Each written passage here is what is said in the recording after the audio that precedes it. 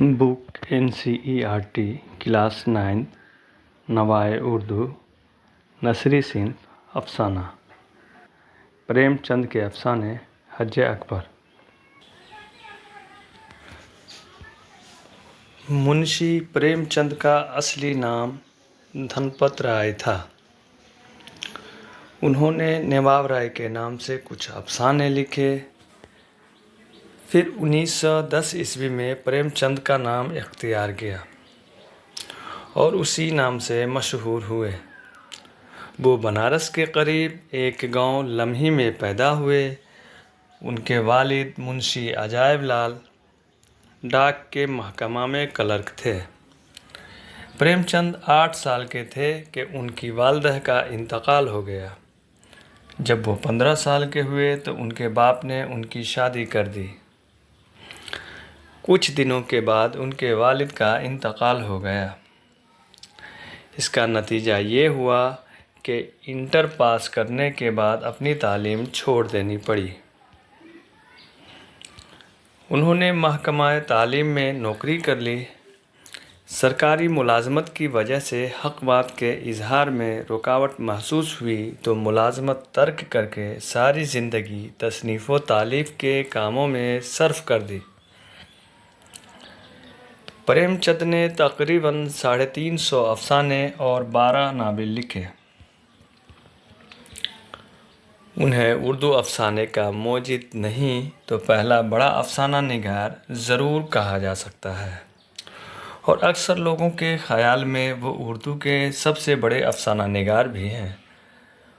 उन्होंने मुख्तसर अफसाने को एक मेयार अता किया। उनके अफसाने और नावल उर्दू अदब का बेश कीमत सरमाया है। उनके मजमूओं में वारदात, प्रेम पचीसी, प्रेम बतीसी, आखिरी तोहफ़ा, निजात और ज़ादरा काबिल ज़िक्र हैं और उनके नावलों में चौगान हस्ती, मैदान अमल, बेबा, बाज़ार हुस्न और गोदान मुमताज़ हैसियत रखते हैं। प्रेमचंद के नावल और अफसाने बेमिसल हकीकत निगारी का नमूना है। उनके अफसानों का पस मंज़र मशरक़ी यूपी का देहात है। हिंदुस्तानी किसान अपनी पूरी शख्सियत के साथ प्रेमचंद की तसानीफ़ में नज़र आता है। प्रेमचंद की नस्र सादा और आसान है। अपने अंदाज़े बयां से उन्होंने अफसानों को बहुत लुत्फ़ बना दिया। हज्जे अकबर। मुंशी साबिर हुसैन की आमदनी कम थी और ख़र्च ज़्यादा। अपने बच्चा के लिए दाया रखना गवारा नहीं कर सकते थे। लेकिन एक तो बच्चा की सेहत की फ़िक्र और दूसरे अपने बराबर बालों से बेटे बनकर रहने की ज़िल्लत इस खर्च को बर्दाश्त करने पर मजबूर करती थी। लेकिन एक तो बच्चे की सेहत की फ़िक्र और दूसरे अपने बराबर बालों से हीटे बनकर रहने की ज़िल्लत इस खर्च को बर्दाश्त करने पर मजबूर करती थी। बच्चा दाया को बहुत चाहता था। हरदम उसके गले का हार बना रहता था। इस वजह से दाया और भी ज़रूरी मालूम होती थी। मगर शायद सबसे बड़ा सबब यह था कि वो मरूवत के बाइस दाया को जवाब देने की जुर्रत न कर सकते थे। बुढ़िया उनके यहाँ 3 साल से नौकर थी। उसने उनके इकलौते बच्चे की परवरिश की थी। अपना काम दिलो जान से करती थी। उसे निकालने का कोई हीला न था और खामखा कीड़े निकालना साबिर जैसे हलीम शख्स के लिए गैर मुमकिन था। मगर शाकरा इस मामले में एक अपने शौहर से मुत्तफ़िक न थी। इसे शक था कि दाया हमको लूटे लेती हैं।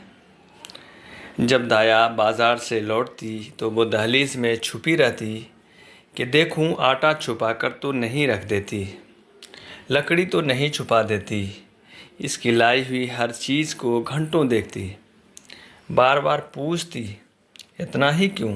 کیا بھاؤ ہے؟ کیا اتنا مہنگا ہو گیا؟ دایا کبھی ان بدگمانیوں کا جواب ملائمت سے دیتی، لیکن جب بیگم زیادہ تیز ہو جاتی تو وہ بھی کڑی پڑ جاتی تھی، قسمیں کھاتی، صفائی کی شہادتیں پیش کرتی، تردید اور حجت میں گھنٹوں لگ جاتے۔ قریب قریب روزانہ یہی کیفیت رہتی تھی، اور روز یہ ڈرامہ دایا کی خفیف سی اشک ریزی کے بعد ختم ہو جاتا تھا۔ دایا کا اتنی سختیاں جھیل کر پڑے رہنا شاکرہ کے شقوق کی آبیاری کرتا تھا۔ اسے کبھی یقین نہ آتا تھا کہ یہ بڑھیا محض بچے کی محبت سے پڑی ہوئی ہے۔ وہ دایا کو ایسے لطیف جذبہ کا اہل نہیں سمجھتی تھی۔ اتفاق سے ایک روز دایا کو بازار سے لوٹنے میں ذرا دیر ہو گئی۔ وہاں دو کنجڑنیوں میں بڑے جوش و خروش سے مناظرہ تھا۔ ان کا مسحور طرز ادا، اس کا اشتعال انگیز استدلال، ان کی متشکل تضحیک، ان کی روشن شہادتیں اور منور روایتیں، ان کی تعریض اور تردید بے مثال تھی۔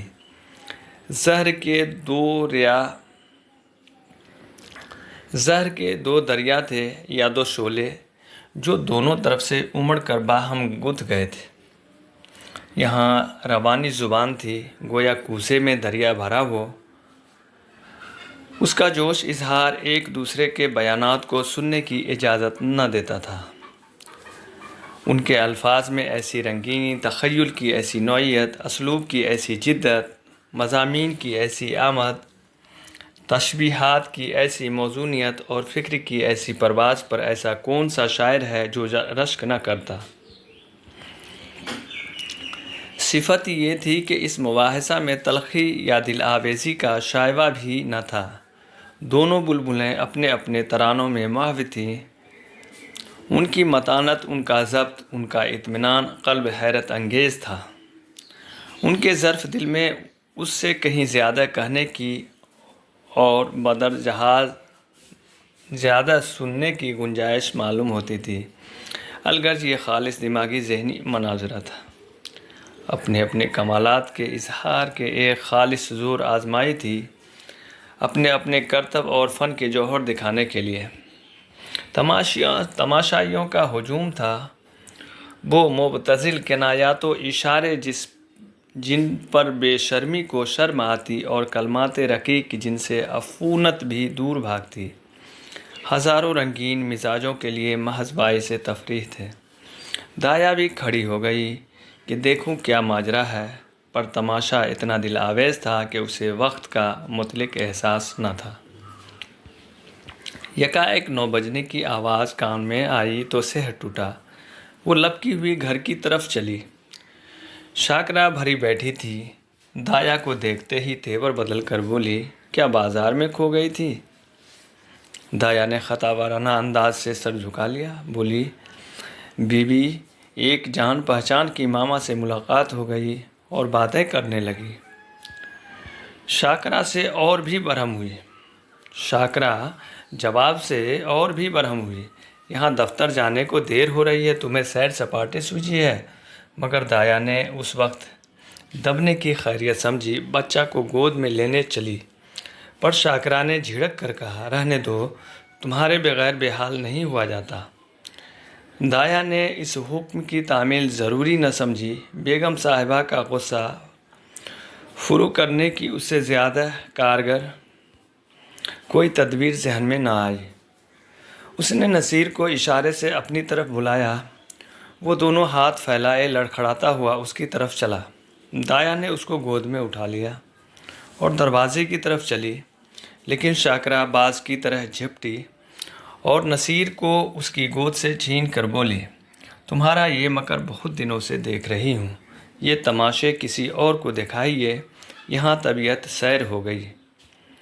دایا نصیر پر جان دیتی تھی اور سمجھتی تھی کہ شاکرہ اس سے بے خبر نہیں۔ اس کی سمجھ میں شاکرہ اور اس کے درمیان یہ ایسا مضبوط تعلق تھا جسے معمولی ترشیاں کمزور نہ کر سکتی تھیں۔ اسی وجہ سے جو باوجود شاکرا کی سخت زبانیوں سے اسے یقین نہ آتا تھا کہ وہ واقعی مجھے نکالنے پر آمادہ ہے، پر شاکرا نے یہ باتیں کچھ اس بے رخی سے کی اور بالخصوص نصیر کو اس بے دردی سے چھین لیا کہ دایا سے ضبط نہ ہو سکا۔ بولی بی بی مجھ سے کوئی ایسی بڑی خطا تو نہیں ہوئی؟ بہت ہوگا تو پاؤ گھنٹہ کی دیر ہوئی ہوگی، اس پر آپ اتنا جھلا رہی ہیں، صاف صاف کیوں نہیں کہہ دیتی کہ دوسرا دروازہ دیکھو، اللہ نے پیدا کیا تو رزق بھی دے گا، مزدوری کا کال تھوڑا ہی ہے۔ شاکرا تو یہاں تمہارے کون پرواہ کرتا ہے؟ تمہاری جیسی مامائیں گلی گلی ٹھوکریں کھاتی پھرتی ہیں۔ دایا ہاں، خدا آپ کو سلامت رکھے، مامائیں دائیاں بہت ملیں گی، جو کچھ خطا ہوئی ہو معاف کیجیے، میں جاتی ہوں۔ شاکرا جا کر مردانے میں اپنی تنخواہ کا حساب کر لو۔ دایا میری طرف سے نصیر کو اس کی مٹھائی منگوا دیجیے گا۔ اتنے میں صابر حسین بھی باہر سے آ گئے اور پوچھا کیا ہے؟ دایا کچھ نہیں، بی بی نے جواب دے دیا، گھر جاتی ہوں۔ صابر حسین خانگی ترودات سے یوں بچتے تھے جیسے کوئی برہنہ پا کانٹوں سے بچے۔ انہیں سارے دن ایک ہی جگہ کھڑے رہنا منظور تھا، پر کانٹوں میں پیر رکھنے کی جرأت نہ تھی۔ چیں بجویں ہو کر بولے کیا بات ہوئی؟ شاکرا کچھ نہیں، اپنی طبیعت نہیں، جی چاہتا نہیں رکھتے، کسی کے ہاتھوں بک تو نہیں گئے؟ صابر تمہیں بیٹھے بٹھائے ایک نہ ایک کھچڑ سوچتی رہتی ہے۔ شاکرا ہاں مجھے تو اس بات کا جنون ہے، کیا کروں، خصلت ہی ایسی ہے۔ تمہیں یہ بہت پیاری ہے تو لے جا کر گلے باندھو، میرے یہاں ضرورت نہیں ہے۔ دایا گھر سے نکلی تو اس کی آنکھیں لبریز تھیں، دل نصیر کے لیے تڑپ رہا تھا، ایک بار بچے کو گود میں لے کر پیار کر لوں، پر یہ حسرت کے لیے اسے گھر سے نکلنا پڑا۔ نصیر دایا کے پیچھے دروازہ تک آیا، لیکن جب دایا نے دروازہ باہر سے بند کر دیا تو مچل کر زمین پر لیٹ گیا اور انا انا کہہ کر رونے لگی۔ شاکرا نے چمکارا پیار کیا، گود میں لینے کی کوشش کی، مٹھائی کا لالچ دیا، میلہ دکھانے کا وعدہ کیا، اس سے کام نہ چلا تو بندر اور سپاہی اور لولو اور ہوا کی دھمکی دی، مگر نصیر پر مطلق اثر نہ ہوا، یہاں تک کہ شاکرا کو غصہ آ گیا اور اس نے بچہ کو وہیں چھوڑ دیا اور آ کر گھر کے دھندوں میں مصروف ہو گئی۔ نصیر کا منہ اور گال لال ہو گئے، آنکھیں سوج گئی، آخر وہ وہیں زمین پر سسکتے سسکتے سو گیا۔ شاکرا نے سمجھا تھا کہ تھوڑی دیر میں بچہ رو دھو کر چپ ہو جائے گا، پر نصیر نے جاگتے ہی پھر انا کی رٹ لگائی۔ 3 بجے صابر حسین دفتر سے آئے اور بچے کی یہ حالت دیکھی تو بی بی کی طرف قہر کی نگاہوں سے دیکھ کر اسے گود میں اٹھا لیا اور بہلانے لگے۔ آخر نصیر کو جب یقین ہو گیا کہ دایا مٹھائی لینے گئی تو اسے تسکین ہوئی، مگر شام ہوتے ہی اس نے پھر چیخنا شروع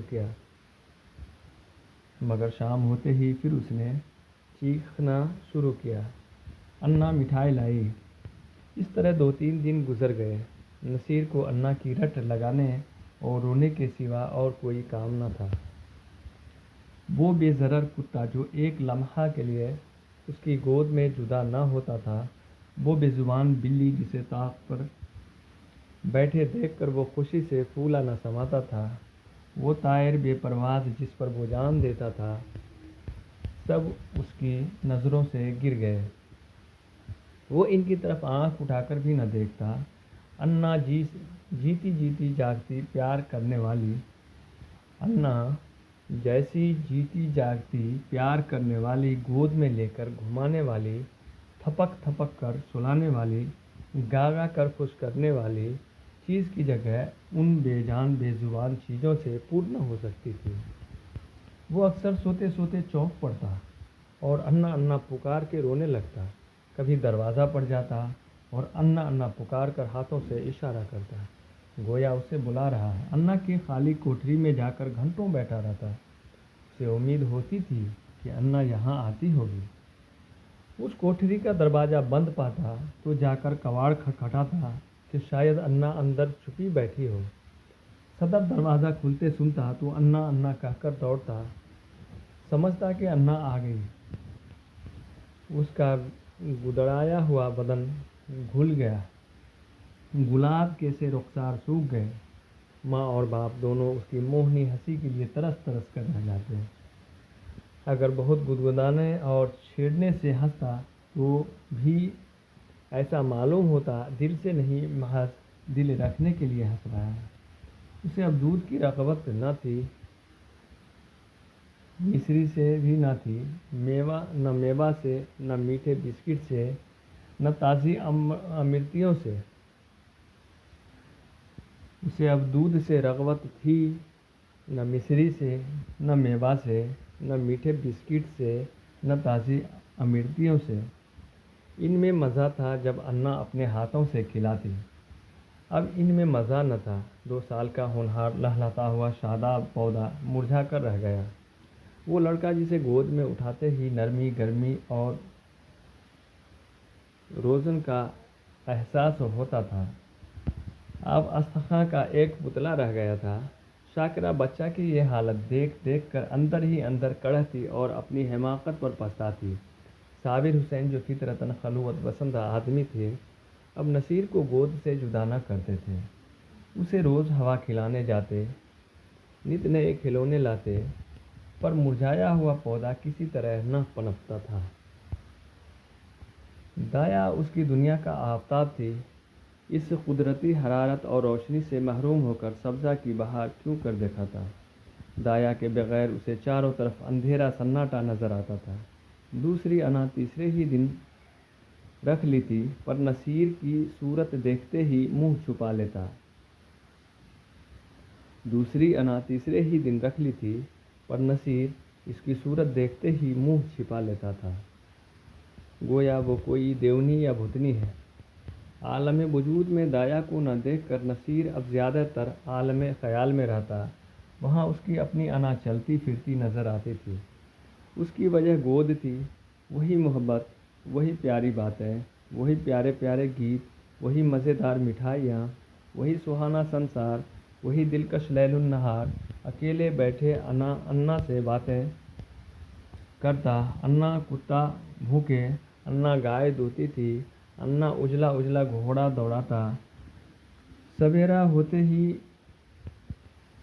لوٹا لے کر دایا کی کوٹھری میں جاتا اور کہتا، انا پانی پی۔ دودھ کا گلاس لے کر اس کی کوٹھری میں رکھ آتا اور کہتا، انا دودھ پلا۔ اپنی چارپائی پر تکیہ رکھ کر چادر سے ڈھانک دیتا اور کہتا، انا سوتی۔ شاکرہ کھانے بیٹھتی تو رکابیاں اٹھا کر انا کی کوٹھری میں لے جاتا اور کہتا، انا کھانا کھائے گی۔ انا اس کے لیے اب ایک آسمانی وجود تھی جس کی واپسی کے اسے مطلق امید نہ تھی۔ وہ محض گزشتہ خوشیوں کی دلکش یادگار تھی، جس کی یاد ہی اس کا سب کچھ تھی۔ نصیر کے انداز میں رفتہ رفتہ طفلانہ شوخی اور بےتابی کی جگہ ایک حسرتناک توکل، ایک مایوسانہ خوشی نظر آنے لگی۔ اس طرح 3 ہفتے گزر گئے۔ برسات کا موسم تھا، کبھی شدت کی گرمی، کبھی ہوا کے ٹھنڈے جھونکے، بخار اور زکام کا زور تھا۔ نصیر کی نقاہت اور موسمی تغیرات کو برداشت نہ کر سکی۔ شاکرہ احتیاطاً اسے فلالین کا کرتا پہنائے رکھتی، اسے پانی کے قریب نہ جانے دیتی، ننگے پاؤں ایک قدم نہ چلنے دیتی، مگر رطوبت کا اثر ہو ہی گیا۔ نصیر کھانسی اور بخار میں مبتلا ہو گیا۔ صبح کا وقت تھا، نصیر چارپائی پر آنکھیں بند کیے پڑا تھا، ڈاکٹروں کا علاج بے سود ہو رہا تھا۔ شاکرہ چارپائی پر بیٹھی اس کے سینے پر تیل کی مالش کر رہی تھی اور صابر حسین صورت غم بنے ہوئے بچے کو پردرد نگاہوں سے دیکھ رہے تھے۔ اس طرف وہ شاکر سے بہت کم بولتے تھے، انہیں اس سے ایک نفرت سی ہو گئی تھی۔ وہ نصیر کی اس بیماری کا سارا الزام اس کے سر رکھتے تھے۔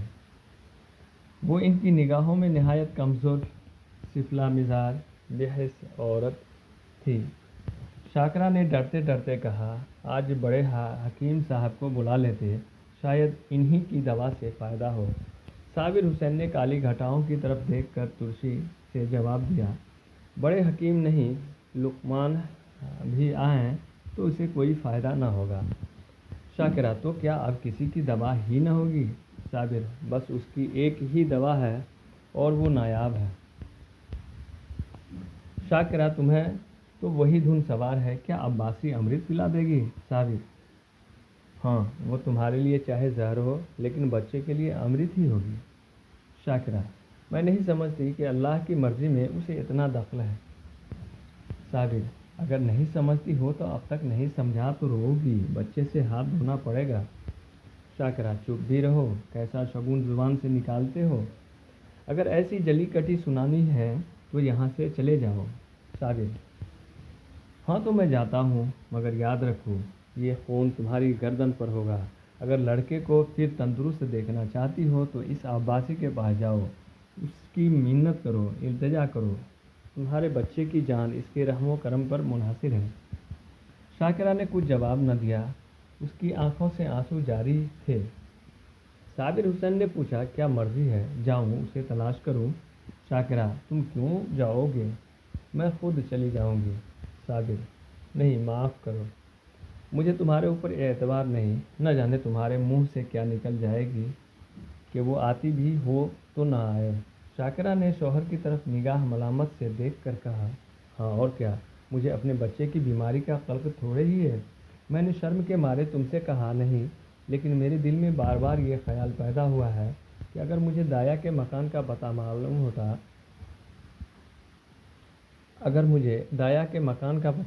معلوم ہوتا تو میں اسے کب کی منع لائی ہوتی۔ وہ مجھ سے کتنی ناراض ہو لیکن نصیر سے اسے محبت تھی۔ میں آج ہی اس کے پاس جاؤں گی، اس کے قدموں کو آنسوؤں سے تر کر دوں گی اور وہ جس طرح راضی ہوگی اسے راضی کروں گی۔ شاکرہ نے بہت ضبط کر کے یہ باتیں کہیں مگر امڑے ہوئے آنسو اب تک نہ رک سکے۔ صابر حسین نے بیوی کی طرف ہمدردانہ نگاہ سے دیکھا اور نادم ہو کر بولے میں تمہارا جانا مناسب نہیں سمجھتا، خود ہی جاتا ہوں۔ عباسی دنیا میں اکیلی تھی، کسی زمانے میں اس کا خاندان گلاب کا سرسبز شاداب درخت تھا، مگر رفتہ رفتہ خزاں کے سب پتیاں گرا دیں۔ وعدے حوادث نے درخت کو پامال کر دیا اور اب یہی سوکھی ٹہنی ہرے بھرے درخت کی یادگار باقی تھی، مگر نصیر کو پا کر اس کی سوکھی ٹہنی میں جان سی پڑ گئی تھی۔ اس میں ہری ہری پتیاں نکل آئی تھیں، وہ زندگی جو اب تک خشک اور پامال تھی اس میں پھر رنگ و بو کے آثار پیدا ہو گئے تھے۔ اندھیرے بیاباں میں بھٹکے ہوئے مسافر کو شمع کی جھلک نظر آنے لگی تھی۔ اب اس کا جوئے حیات سنگ ریزوں سے نہ ٹکراتا تھا، وہ اب ایک گلزار کی آبیاری کرتا۔ اب اس کی زندگی محمل نہیں تھی، اس میں معنی پیدا ہو گئے تھے۔ عباسی نصیر کی بھولی بھولی باتوں پر نثار ہو گئی، مگر وہ اپنی محبت کو شاکرہ سے چھپاتی تھی، اس لیے کہ ماں کے دل میں رشک نہ ہو۔ وہ نصیر کے لیے ماں سے چھپ کر مٹھائیاں لاتی اور اسے کھلا کر خوش ہوتی۔ وہ دن میں 2-3 بار اسے اپٹن ملتی کہ بچہ خوب پروان چڑھے۔ وہ اسے دوسروں کے سامنے کوئی چیز نہ کھلاتی کہ بچہ کو نظر نہ لگ جائے، ہمیشہ دوسروں سے بچے کی کم خوری کا رونا رویا کرتی، اسے نظر بد سے بچانے کے لیے تعویذ اور گنڈے لاتی رہتی۔ یہ اس کی خالص مادرانہ محبت تھی جس میں اپنے روحانی اور اعتزاز کے سوا اور کوئی غرض نہ تھی۔ اس گھر سے نکل کر آج عباسی کی حالت ایسی ہو گئی کہ وہ تھیٹر میں یکایک بجلیوں کے گل ہو جانے سے ہوتی ہے۔ اس کی آنکھوں کے سامنے وہی صورت ناچ رہی تھی، کانوں میں وہی پیاری پیاری باتیں گونج رہی تھی۔ اسے اپنا گھر پھاڑے کھاتا تھا، اس کال کوٹھری میں دم گھٹا جاتا تھا۔ رات جوں توں کر کے کٹی، صبح کو وہ مکان میں جھاڑو دے رہی تھی، یکایک تازے حلوے کی صدا سن کر بے اختیار باہر نکل آئی۔ ماں یاد آ گیا، آج حلوہ کون کھائے گا، آج گود میں بیٹھ کر کون چاکے گا وہ نغمہ مسرت سننے کے لیے۔ وہ حلوہ کھاتے وقت نصیر کی آنکھوں سے، ہونٹوں سے اور جسم کے ایک عضو سے برستا تھا۔ عباسی کی روح تڑپ اٹھی، وہ بے قراری کے عالم میں گھر سے نکلی کہ چلوں، نصیر کو دیکھ آؤں، پر آدھے راستے سے لوٹ گئی۔ نصیر عباسی کے دھیان سے ایک لمحہ کے لیے بھی نہیں اترتا تھا۔ وہ سوتے سوتے چوک پڑتی۔ معلوم ہوتا نصیر ڈنڈے کا گھوڑا دوائے چلا آتا ہے۔ پڑوسنیوں کے پاس جاتی ہے تو نصیر ہی کا چرچا کرتی، اس کے گھر کوئی آتا تو نصیر ہی کا ذکر کرتی۔ نصیر اس کے دل اور جان میں بسا ہوا تھا۔ شاکرہ کی بے رخی اور بدسلوکی کے ملال کے لیے اس میں جگہ نہ تھی۔ وہ روز ارادہ کرتی کہ آج نصیر کو دیکھنے جاؤں گی، اس لیے بازار کے کھلونے اور مٹھائیاں لاتی۔ گھر سے چلتی لیکن کبھی آدھے راستے سے لوٹ آتی، کبھی 2-4 قدم سے آگے نہ بڑھا جاتا۔ کون منہ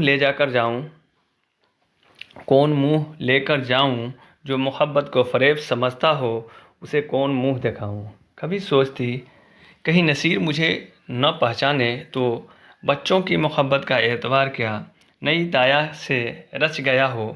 یہ خیال اس کے پیروں میں زنجیر کا کام کر جاتا تھا۔ اس طرح 2 ہفتے گزر گئے۔ عباسی کا دل ہر دم اچاٹ رہا تھا، جیسے کوئی اسے لمبا سفر درپیش ہو۔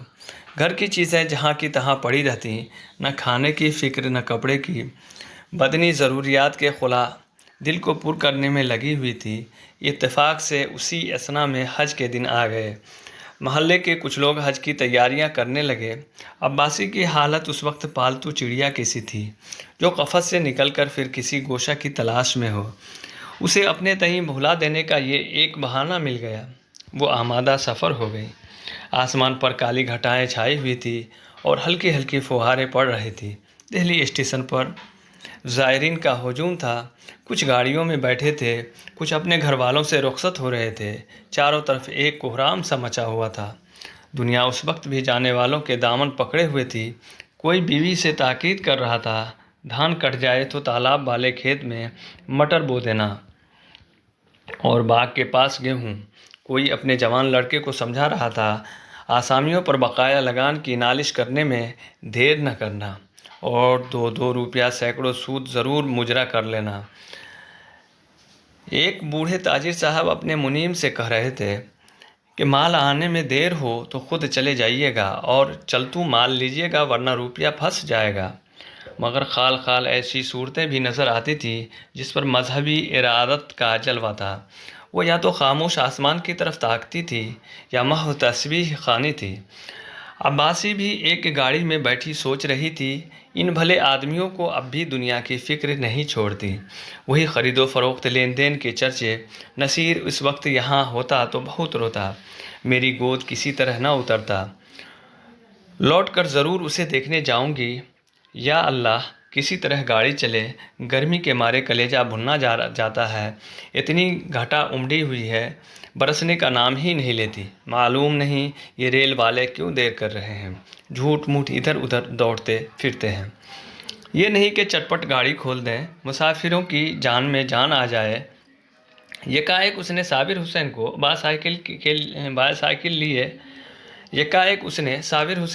باسائیکل لیے پلیٹ فارم پر آتے دیکھا۔ ان کا چہرہ اترا ہوا تھا اور کپڑا تر تھے۔ وہ گاڑیوں میں جھانکنے لگے۔ عباسی محض یہ دکھانے کے لیے کہ میں بھی حج کرنے جا رہی ہوں گاڑی سے باہر نکل آئی۔ صابر حسین اسے دیکھتے ہی لپک کر قریب آئے اور بولے، کیوں عباسی، تم بھی حج کو چلی؟ عباسی نے فخریہ انکسار سے کہا، ہاں، یہاں کیا کروں، زندگی کا کوئی ٹھکانہ نہیں، معلوم نہیں کب آنکھیں بند ہو جائیں۔ خدا کے یہاں منہ دکھانے کے لیے بھی تو کوئی سامان چاہیے۔ نصیر میاں، تو اچھی طرح ہیں۔ صابر، اب تو تم جا رہی ہو، نصیر کا حال پوچھ کر کیا کرو گی؟ اس کے لیے دعا کرتی رہنا۔ عباسی کا سینہ دھڑکنے لگا۔ گھبرا کر بولی، کیا دشمنوں کی طبیعت اچھی نہیں ہے؟ صابر، اس کی طبیعت تو اسی دن سے خراب ہے جس دن تم وہاں سے نکلی۔ کوئی 2 ہفتہ تو انا کی رٹ لگاتا رہا اور اب 1 ہفتہ سے کھانسی اور بخار میں مبتلا ہے۔ ساری دوائیں کر کے ہار گیا، کوئی نفع ہی نہیں ہوتا ہے۔ میں نے ارادہ کیا تھا چل کر تمہاری منت سماعت کر کے لے چلوں، کیا جانے تمہیں دیکھ کر اس کی طبیعت کچھ سنبھل جائے۔ لیکن تمہارے گھر پر آیا تو معلوم ہوا کہ تم حج کرنے جا رہی ہو۔ اب کس منہ سے چلنے کو کہوں؟ تمہارے ساتھ سلوک ہی کون سا اچھا کیا تھا کہ اتنی جرأت کر سکوں، اور پھر کار ثواب میں رکھنا ڈالنے کا بھی خیال ہے۔ جاؤ، اس کا خدا حافظ ہے۔ حیات باقی ہے تو صحت ہو ہی جائے گی، ورنہ مشیت ایزدی سے کیا چارہ۔ عباسی کی آنکھوں میں اندھیرا چھا گیا، سامنے کی چیزیں تیرتی ہوئی معلوم ہوئی، دل پر ایک عجیب وحشت کا غلبہ ہوا، دل سے دعا نکلی، اللہ میری جان کے صدقے میری نصیر کا بال بیکا نہ ہو۔ رقت سے گلا بھر آیا، میں کیسی سنگ دل ہوں، پیارا بچہ رو رو کر ہلکان ہو گیا، اور میں اسے دیکھنے تک نہ گئی۔ شاکرہ بدمزاج سہی، بد زبان سہی، نصیر نے میرا کیا بگاڑا تھا؟ میں نے ماں کا بدلہ نصیر سے لیا، یا خدا میرا گناہ بخشیو، پیارا نصیر میرے لیے ہڑک رہا ہے۔ اس خیال سے عباسی کا کلیجہ محسوس اٹھا اور آنکھوں سے آنسو بہہ نکلے۔ مجھے کیا معلوم تھا کہ اسے مجھ سے اتنی محبت ہے، ورنہ شاکرہ کی جوتیاں کھاتی اور گھر سے قدم نہ نکالتی۔ نہ معلوم بیچارے کی کیا حالت ہے۔ انداز وحشت سے بولی، دودھ تو پیتے ہی ہیں نا صابر، تم دودھ پینے کو کہتی ہو؟ اس نے 2 دن سے آنکھیں تو کھولی نہیں۔ عباسی، یا میرے اللہ، ارے او قلی بیٹا، آگے میرا اسباب گاڑی سے اتار دے، اب مجھے حج وج میں نہیں سوجتی۔ ہاں بیٹا جلدی کر میاں، دیکھتے کوئی یکا ہو تو ٹھیک کر لیجیے۔ یکا روانہ ہوا، سامنے سڑک پر کئی بگھیاں کھڑی تھیں، گھوڑا آہستہ آہستہ چل رہا تھا۔ عباسی بار بار جھنجھلاتی تھی اور یکا بان سے کہتی تھی، بیٹا جلدی کر، میں تجھے کچھ زیادہ دے دوں گی۔ راستہ میں مسافروں کی بھیڑ دیکھ کر اسے غصہ آتا تھا، اس کا جی چاہتا تھا گھوڑے کے پر لگ جاتے، لیکن جب صابر حسین کا مکان قریب آیا تو عباسی کا سینہ زور سے اچھلنے لگا، سر تیورا گیا، بار بار دل سے دعا نکلنے لگی، خدا کرے سب خیر و عافیت ہو۔ یکا صابر حسین کی گلی میں داخل ہوا، دفعتاً عباسی کے کان میں ایک رونے کی آواز آئی، اس کا کلیجہ منہ کو آ گیا، سر تیورا گیا، معلوم ہوا دریا میں ڈوبی جاتی ہو۔ جی چاہا یکا سے کود پڑوں، مگر ذرا دیر میں معلوم ہوا کہ عورت میکے سے ودا ہو رہی ہے۔ تسکین ہوئی، آخر صابر حسین کا مکان آ پہنچا۔ عباسی نے ڈرتے ڈرتے دروازے کی طرف تاکا، جیسے کوئی گھر سے بھاگا ہوا یتیم لڑکا شام کو بھوکا پیاسا گھر آئے اور دروازے کی طرف سہمی ہوئی نگاہ سے دیکھے کہ کوئی بیٹھا تو نہیں ہے۔ دروازہ پر سناٹا چھایا ہوا تھا، باورچی بیٹھا حقہ پی رہا تھا۔ عباسی کو ذرا ڈھارس ہوئی، گھر میں داخل ہوئی تو دیکھا کہ نئی دایا بیٹھی پولیس پکا رہی ہے۔ کلیجہ مضبوط ہوا، شاکرہ کے کمرے میں گئی تو اس کا دل گرمی کی دوپہر دھوپ کی طرح کانپ رہا تھا۔ شاکرہ نصیر کو گود میں لیے دروازے کی طرف ٹکٹکی لگائے تاک رہی تھی، غم اور یاس کی زندہ تصویر۔